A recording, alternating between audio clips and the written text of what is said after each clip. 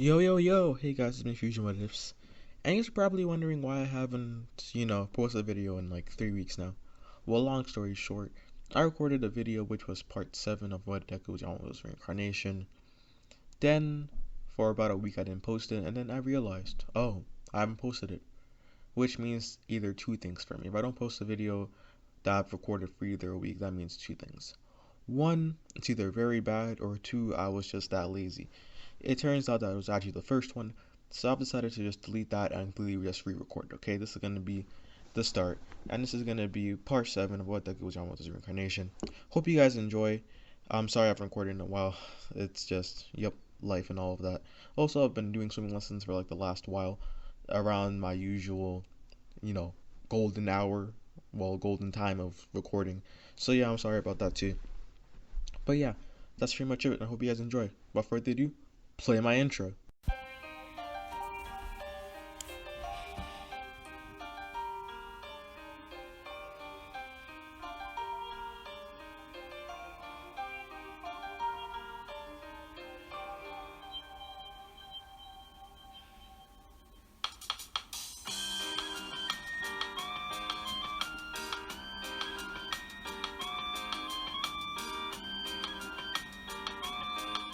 Okay, now that's done, let's get straight into it, okay? We start off with, wait, hold up. We start off with, if I can find the damn page. We start off with Izuku, and I'm pretty sure that he had just woken up, right? So he had just woken up, he had, god damn, wait, hold up a second. Okay, so I just figured out where I was. Last time when I ended off, I'm pretty sure Izuku had just found out that the assassins that are coming from are actually from the Hero Association, right? So, more or less, he just heads to bed, and he wakes up the next day, right? When he wakes up the next day, he actually gets invited to the mall.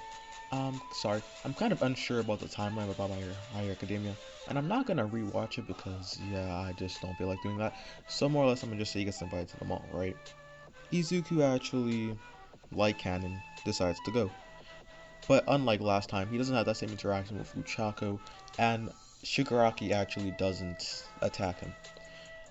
The interaction with Ochako doesn't happen because of obvious reasons, but the reason why Shigaraki didn't actually attack Izuku was because he kind of feared Izuku. Izuku at this point had showed power close to what Prime All Might had, if not already surpassed, and that scares Izuku because, remember, Shigaraki was on the basis that the strongest hero he was going to be fighting is All Might, who at that point was weakened, not a Prime All Might. So a student who can come close to his power, and not even in his prime, which is between the ages of like 20 and like a bit above, that's scary. So right now he's currently talking with All For One, trying to figure out a way that they could somehow dispose of Izuku or stop him. But currently they haven't found anything out. Well, that pretty much goes to that. Izuku does actually buy some stuff like sleeping bags, new clothes. Nothing really too expensive, but enough that he sees them as necessary. Then after the mall, he heads to UA. Right now it's like a weekend, so pretty much Nezu is just there doing some paperwork. And he walks in, and Nezu's like, I've been expecting you, but I'm not exactly sure why you're here. And this is when Izuku replies with, do you know the Hero Commission has been sending assassins after me? You know that, right? And this is when Nezu is honestly spooked, because if Izuku, who has shown strength like All Might, I'm gonna keep on implying that, Izuku has shown strength like Prime All Might, and Nagaman is Prime. So this kind of scares Nezu because it's like, whoa, oh shit, because he's more or less the strongest person they know, All Might the strongest person they know. So if he was to become a villain because the Hero Commission was, just being an asshole, that would kind of screw everything over for the heroes. So, Nezu starts apologizing, saying that, yeah, this has happened before, I'm so sorry. They usually have all heroes under their control, but finding someone as young as you and as strong as All Might is scaring them, honestly. And Nezu keeps on apologizing, saying that, we just hope you don't become like the case with Lady Nargon's person. I'm pretty sure was, yeah, one of the Hero Commission's assassins that they had. But I'm pretty sure he like ran away or got locked in jail. I'm not sure which one. It's been a while since I've read the manga. But yeah, Izuku just says it's fine. He just wants to know where Nezu is. Like, is he siding with the Hero Commission or is he siding with him? And Nezu says that, yeah, I'll just side with you.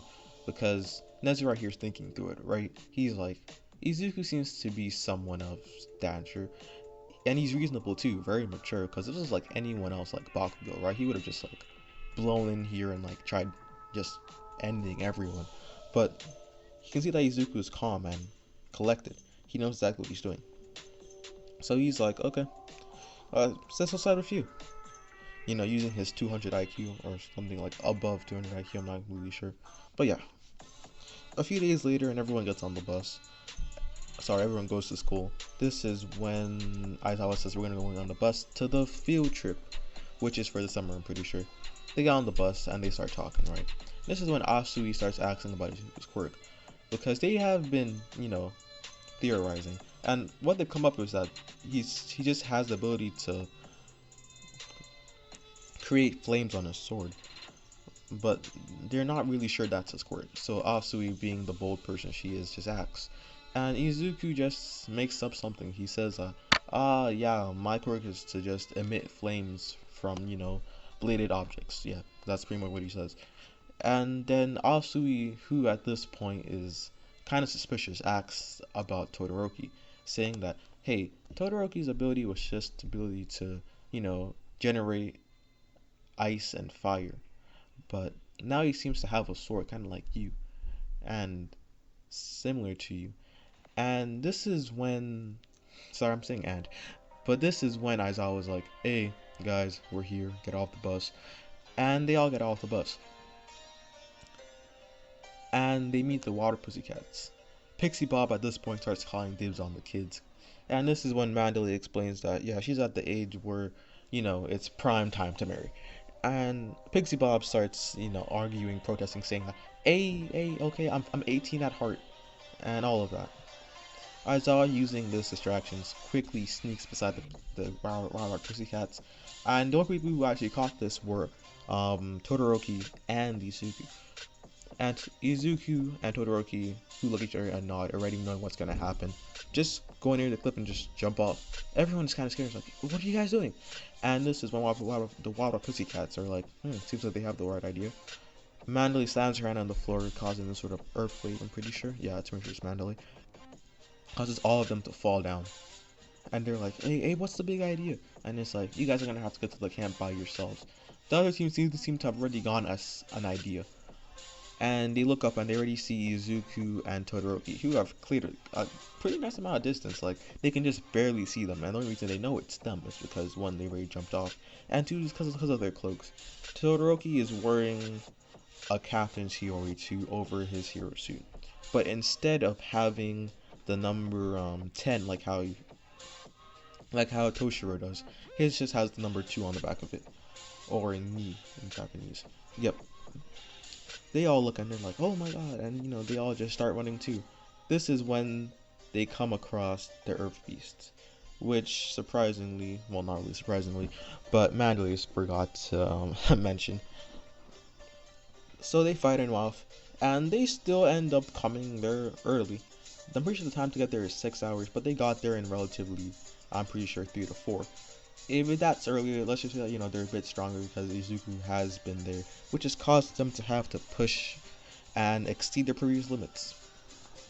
Todoroki and Izuku got there pretty quickly, actually. They got there quicker than Aizawa, who was actually taking the bus, and the Wild Pussycats. They were pretty much just practicing their Shimpo, and they decided to have a race out of it. Izuku obviously wins because he has had more time with the technique, experience, fighting experience, and just has a lot more Ryatsu, just purely. So they get there, and Izuku ends up cooking his own food, and Todoroki does the exact same.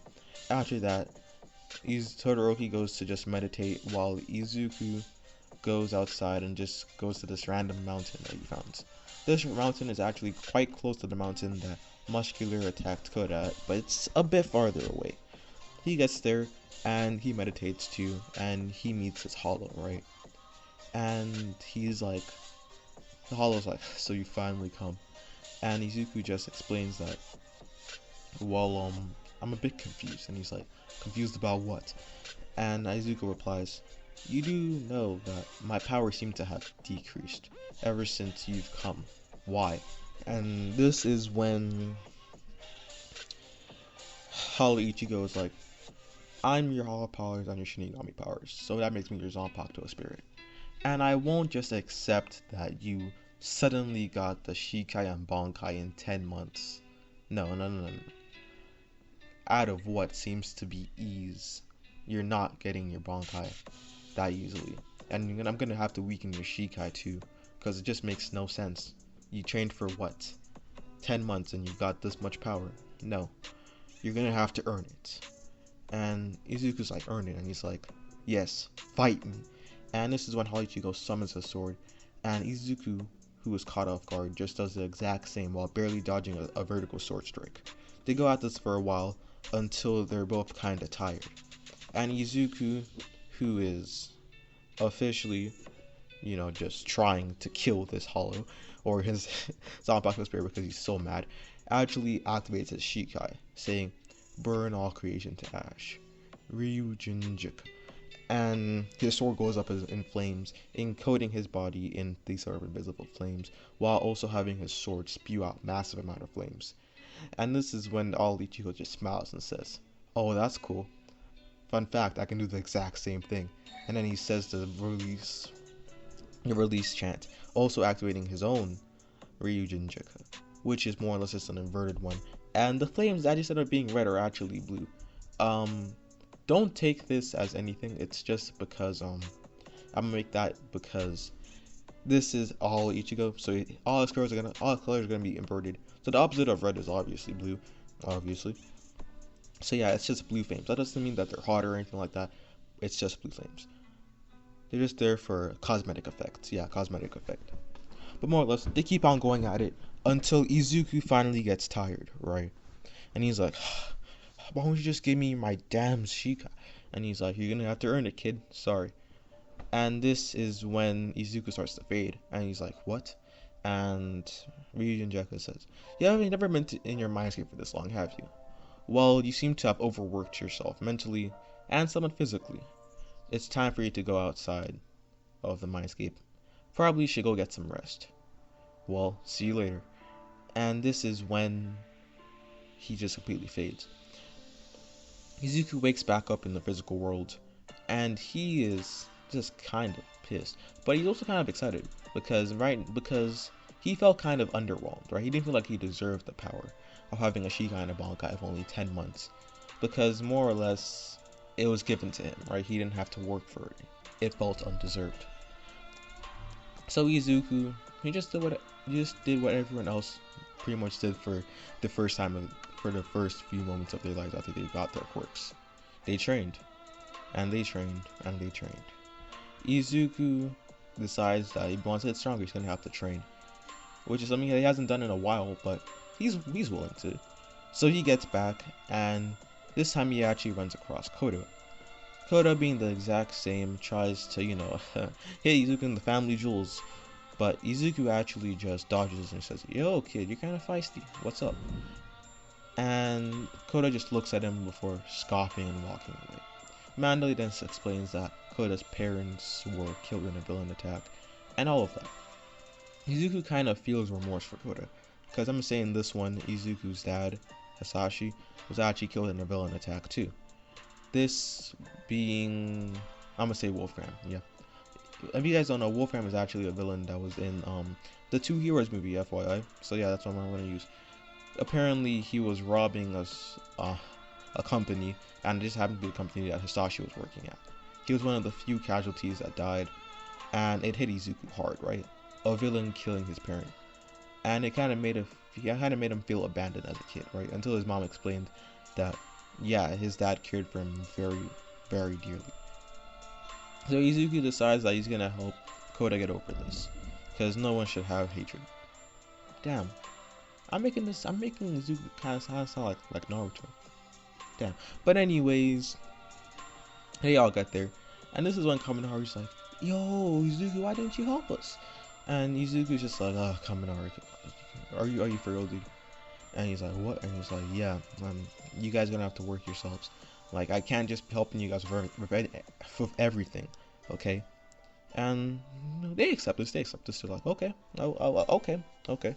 So, Pixie Bob, well, the Powerless Pussycats, pretty much just tell them that they should cook food and rest. They rest and wake up the next morning, right? They wake up very, very early. And this is when the Wild Pussycats explain that they're going to be doing training to not only enhance their quirks, but also their physical bodies. Aizawa tells them they're going to be doing a short quirk exam. A short quirk exam to show how far you've grown. Or to show how little you guys have grown. And this is when he tells Bakugo to throw the ball first, right? Everyone is obviously thinking, oh, Bakugo's quirk is obviously grown. He's grown stronger. I bet his ball gets something like 900. And this is when he actually just gets 709, which is just a few points higher or meters higher than what he got before. And everyone's surprised. You're like, wait, what? And as I was like, yeah, even though you guys think you've grown stronger, you just haven't. You've just grown more efficient. Your quirk strength at itself have not grown. Well, much at the very least. And everyone understands. And this is when Aizawa starts to give them all this sort of training schedule. And he looks at Izuku and he reaches Izuku and he's like, you can just train by yourself. I'm not exactly sure how to train you because we're not completely sure what your quirk is. But I bet you can train yourself. Izuku just nods his head and he goes back to the mountain that he went before when he was fighting Hollow Ichigo. He also decides to sort of edit Todoroki's schedule. This adding in a sort of meditation time so that Todoroki could potentially unlock his Bankai. Well, not really. It's just so he can like more perfect his Shikai. Also, his Shikai does actually look like his Bankai. His Shikai looks like Toshiro's Bankai. The reason for this is because I'm gonna make Toshiro's matured Bankai that was in the 100-year blood arc, which if you guys have not read the manga, sorry, that's a spoiler. But yeah, I'm gonna make that his actual Bankai because I'm gonna say Todoroki grown. So yeah, that's pretty much what happens. We time skip a few days, and Izuku has been talking to Koda a bit, but he hasn't made any real progress. Izuku for this past few days has been training with his Hollow, and he has increased his Shikai strength back to the part where it was, half to the strength that it was originally, which is pretty strong when you think about it. Because think about it like this, okay?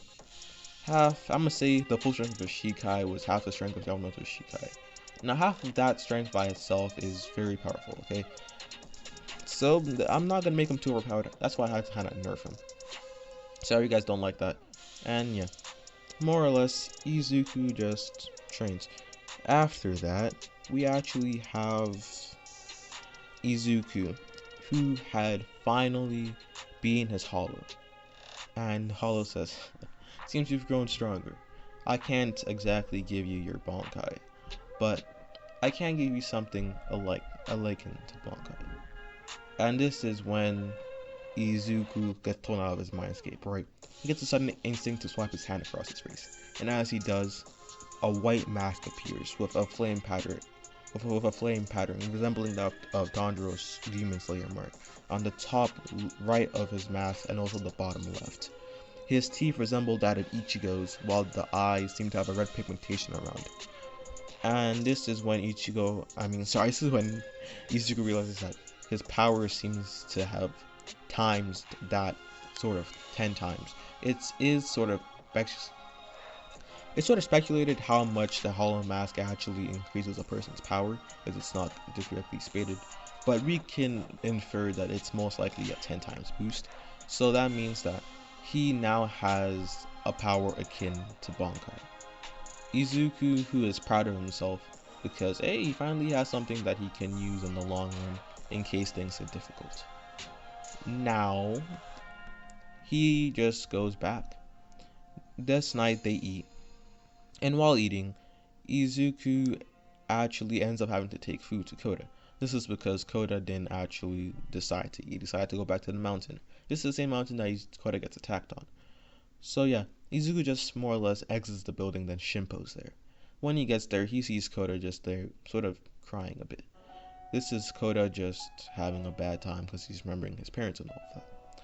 Izuku walks up to him and asks if he's okay. Kota, who is, may I infer, still a child, just sort of whines a bit and throws a sort of tantrum. Izuku then explains how his dad died in a villain attack and how he felt abandoned too, but his parents loved him, okay? Don't ever forget that. And this sort of changes Kota's view on heroes, okay? Not completely, but it's starting to change. And this is when Izuku starts to explain his ideals. He says that his goal is to make a world where people don't rely on one person. All Might has been a symbol of peace, but that's all he really is. People have gone relying on him. People have stopped progressing. The Hero Society has stopped progressing. We've stayed stagnant. That's why I kind of not really, how am I supposed to say this? I don't really like Endeavor, but he has a nice sort of mentality, kind of. His goal is to surpass All Might, which I must say is honorable because everyone else has stopped trying. They've stopped growing, and yeah, that's the reason why Endeavor's number 2, because he's actually still trying to be All Might. His methods are, for lack of words, insane, and I would never do them myself, but he has the right, well, not really right, but he has the right goal in mind. I'm gonna make a world where people don't have to rely on one person, okay? They're going to be strong and they could be able to defend themselves. That's the word I'm looking for. A world where there's necessarily peace, but there's necessarily disharmony. Kota, who is still a kid, doesn't really understand most of these words, but let's all be real now, it sounded kind of cool, and Kota, being the kid he is, just nodded his head while smiling. Izuku hands him this plate of food, and Kota starts eating, and yeah, he finishes eating, and Izuku just grabs her and flashes or Shimpo's back to the house, right? And he gives the plate to Mandalay, and he starts walking out just to get a quick breath of air. And as he does, he senses Kota, but then he also senses a higher spiritual pressure. Well, not really spiritual pressure because the person isn't exerting it, but he can also sense another person very close to Kota. So he Shimpo's there and he sees this man. And he sees the man is about to, completely squash Kota with one punch. So he Shimpo's there, grabs Kota and runs away. Well, not really runs away, but flashes directly behind the man and he says, "Who are you?" And the man says, you seem to have some skill. Who knows, you might even entertain me. My name's Muscular. And that's where I'm gonna end it off, guys. Sorry, I'm a bit rusty. Because yeah, I haven't recorded in like 2 weeks. But yeah, you guys should be getting 3 videos today, hopefully. This video, a one-shot, and my 1 year special. I still haven't finished my What If movie because I'm not sure how I want Shippuden to go down, okay? But I might just do the first half scripted, like up to Naruto, and I might just wing Shippuden. Who knows? But yeah, that's pretty much it, guys. I hope you guys enjoyed. Please like and subscribe. Comment if you guys want me to put in or do any other what ifs. And yeah, that's pretty much it. Without further ado, peace out.